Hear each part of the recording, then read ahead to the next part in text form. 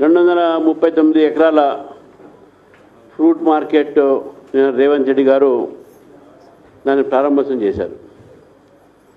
మరి అది రైతులకు సంబంధించినటువంటి భూమి. అది ఈ భూమి సేకరించి ఒక్క రూపాయి కూడా రైతులకు నష్టపరిహారం ఇవ్వకుండా రైతుల దగ్గర బలవంతంగా గుంజుకొని ఆ ప్రాంత రైతులకు అన్యాయం చేసినటువంటి ఒక పరిస్థితి ఈరోజు రేవంత్ రెడ్డి గారు చేస్తూ ఉన్నారు. Fruit market already fruit market existing ఉన్నది.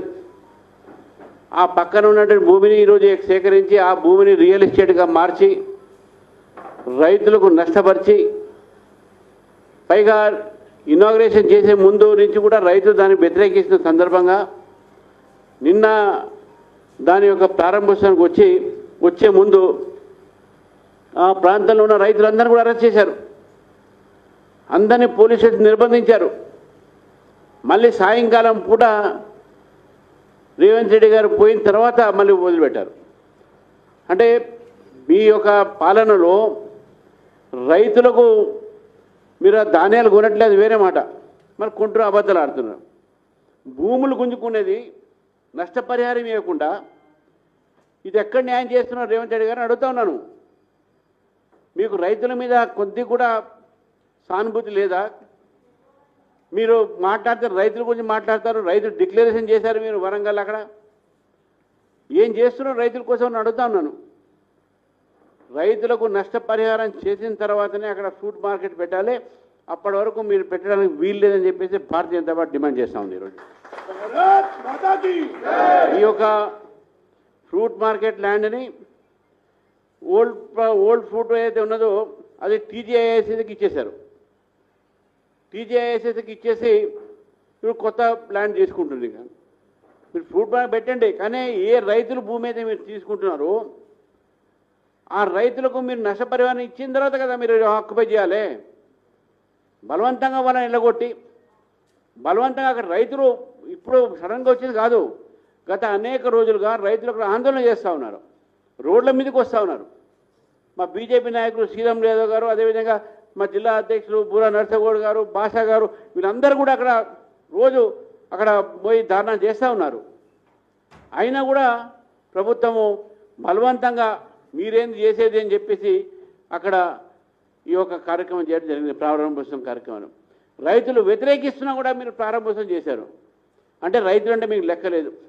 వీళ్ళు ఏం చేస్తారులే, తుపాకీ పేల్చేద్దాం, బేడీలు వేస్తాం, గత ప్రభుత్వం అట్టే చేసింది, మీరు అట్టే చేస్తూ ఉన్నారు. జైల్లో పెడదాం, నిర్బంధిస్తాం, హౌస్ అరెస్ట్ చేద్దాం. మా బీజేపీ నాయకులందరినీ హౌస్ అరెస్టు, రైతులందరినీ అరెస్ట్ చేసి పోలీస్ స్టేషన్ పెట్టడం. ఇది పోలీసు పాలన అసలు ఏంది? నిజాం పరిపాలన లాగానే మీరు చేస్తూ ఉన్నారు. నిజాం పరిపాలించినటువంటి పరిపాలన మీరు చేస్తూ ఉన్నారు. కాబట్టి దయచేసి రేవంత్ రెడ్డి గారు కోరుతున్నాను, మీరు అక్కడ ఏదైనా పని మొదలుపెట్టే ముందు రైతులందరూ కూడా మీరు నష్టపరిహారం చెల్లించిన తర్వాతనే అక్కడ పనులు మొదలు పెట్టాలని చెప్పి భారతీయ జనతా పార్టీ డిమాండ్ చేస్తారు. రెండో విషయం వచ్చే వరకు నిన్న రేవంత్ రెడ్డి గారు మాట్లాడుతూ మహబూబ్నగర్ జిల్లాలో వారు మాట చెప్పారు. ఏమనంటే కిషన్ రెడ్డి గారిని నేను పొలి మీద దాటనీయనని చెప్పేసి బండి సంజయ్ గారి మీద, కిషన్ రెడ్డి గారి మీద వారు వ్యాఖ్యానం చేశారు. ఇద్దరు మంత్రులు ఏం తెచ్చారు, ఏం చేస్తున్నారని చెప్పేసి. ఈ భాష ఏదైతే ఉందో పొలిమేర దాటనీయమని చెప్పేసి మా మంత్రులను కానీ మా నాయకులు కానీ మీరు ఇటువంటి భాషను మాట్లాడితే రేవంత్ రెడ్డి గారు మీకు హెచ్చరిస్తాను భారతీయ జనతా పార్టీ తరఫు నుంచి. మా కార్యకర్తలు దలుచుకుంటే మీ ఎమ్మెల్యేలను, మీ ఎంపీలను, మీ మంత్రులను వాళ్ళ ప్రాంతంలో తిరగనేకుండా చేస్తాం. మీరు చేసే అన్యాయానికి మిమ్మల్ని గ్రామాల్లో రానియరు ప్రజలు. భారతీయ జనతా పార్టీ కార్యకర్తలు దలుచుకుంటే మీరు గ్రామాల సరిహద్దులు దాటలేరు, మీరు గ్రామాల లోపలికి రాలేరు. మీరు చేస్తున్న అన్యాయాన్ని ఈరోజు మీరు చేసేది ఏంది? అక్కడ మీ ఎమ్మెల్యేలు, మీ మంత్రులు ఒకవైపు అవినీతి జరుగుతూ ఉంటే మీ యొక్క ప్రభుత్వంలో ఎమ్మెల్యేలు పోలీసులు ఒక బలగంతో, పోలీసులు ఒక సపోర్ట్తో బీద ప్రజల మీద కేసులు పెట్టిస్తూ ఉన్నారు. వాళ్ళ భూములు అన్యాయంగా తీసుకుంటున్నారు. మీరు చాలా కంప్లైంట్స్ ఉన్నాయి. ప్రజల సమస్యలు పట్టించుకోవట్లేదు. ధాన్యాలు కొనట్లేదు, ఫీజు రియంబర్స్మెంట్ ఇవ్వట్లేదు. ఇవన్నీ పొరపాట్లు మీ దగ్గర పెట్టుకొని కేంద్రం ఏమిచ్చింది? కిషన్ రెడ్డిని రానియం, సంజయ్ రానియం. నేను అడుగుతా ఉన్నాను, ఇది భారతీయ జనతా పార్టీ తీసుకువచ్చిన తెలంగాణ. భారతీయ జనతా పార్టీ జేఏసీలో భాగంగా అనేక రీతి ఒక ఆందోళన చేసి తీసుకొచ్చే తెలంగాణ ఇది. మీరెవరంటే మమ్మల్ని ఆపడానికి?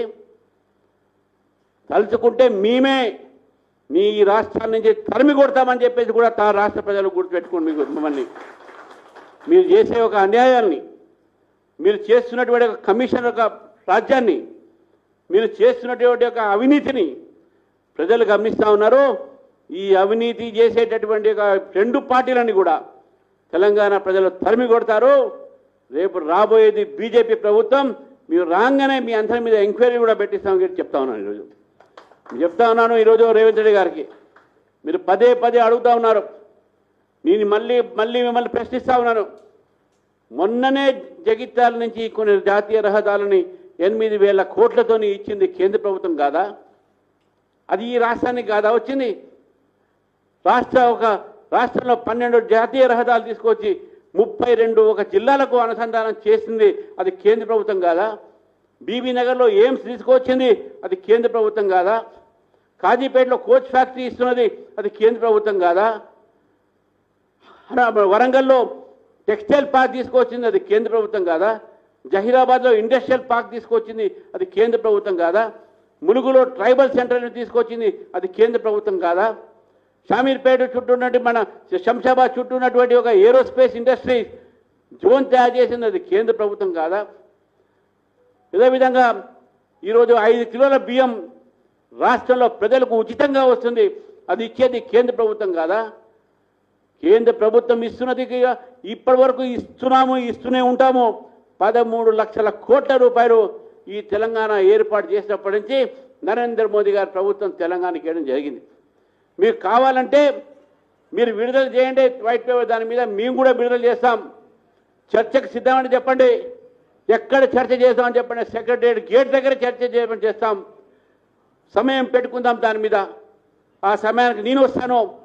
మీరు ఎన్ని జిల్లాలకు ఏమి ఇచ్చారని చెప్తున్నాను. మీ ప్రభుత్వం వచ్చిన తర్వాత నల్గొండ జిల్లాకి ఏమి ఇచ్చారు మీరు అడుగుతున్నాను. మీ ప్రభుత్వం వచ్చిన తర్వాత ముగ్గురు మినిస్టర్లు ఉన్నటువంటి ఒక ఖమ్మం జిల్లాకు మీరు ఏమి ఇచ్చారు అడుగుతున్నాను.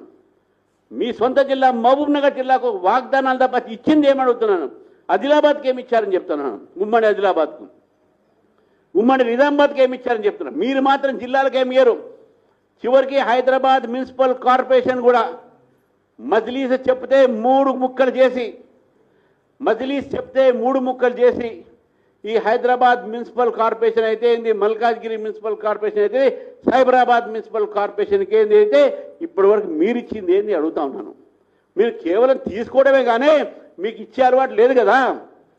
ప్రభుత్వం దగ్గర డబ్బులు లేవంటున్నారు మీరు, అందుకే భూములు అమ్ముతా ఉన్నారు. రియల్ ఎస్టేట్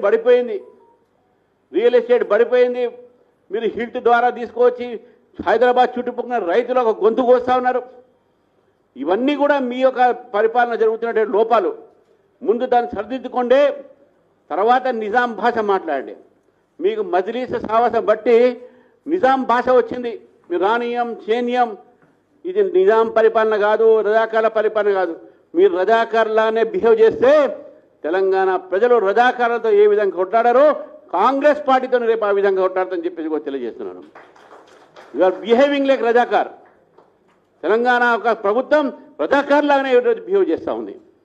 కాబట్టి ఈ యొక్క సందర్భంగా మరొకసారి భాషని అదుపులో పెట్టమని చెప్పేసి నేను ముఖ్యమంత్రి మా నాయకుల మీద మాట్లాడే ముందు మీ భాష జాగ్రత్తగా పెట్టండి, ప్రజలకు సరైన సమాచారం ఇవ్వండి, అబద్ధాలు ఆడొద్దని చెప్పేసి కూడా నేను రేవంత్ రెడ్డి గారిని కాంగ్రెస్ నాయకుల్ని హెచ్చరిస్తాను.